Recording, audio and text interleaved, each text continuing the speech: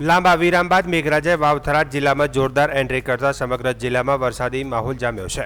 થરાદ, વાવ, સુઈગામ, બાબર, દિયોદર અને લાખણી સહિતના વિસ્તારોમાં વરસાદ વરસતા છેલ્લા કેટલાય દિવસોથી અનુભવાતી અસહ્ય ગરમી અને બફારાથી લોકોને મોટી રાહત મળી છે।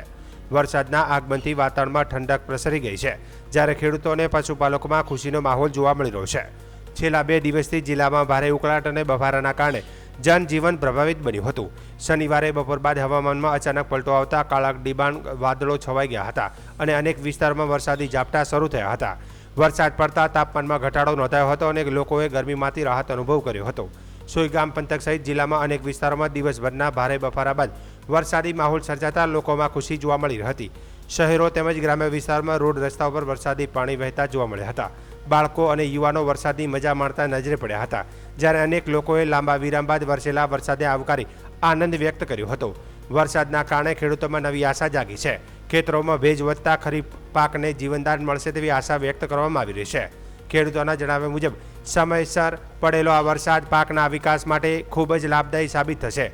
પશુપાલકો માટે પણ આ વરસાદ અનુકૂળ માનવામાં આવી રહ્યો છે, કારણ કે ચારા માટે અનુકૂળ પરિસ્થિતિ સર્જાશે। હવામાન વિભાગે આગામી દિવસોમાં પણ જિલ્લામાં હળવાથી મધ્યમ વરસાદની શક્યતા વ્યક્ત કરી છે, જેના કારણે ખેડૂતોમાં વધુ સારા વરસાદની આશા જાગી છે અને ખરીફ સિઝન માટે અનુકૂળ વાતાવરણ સર્જાશે તેવી અપેક્ષા વ્યક્ત કરવામાં આવી રહી છે।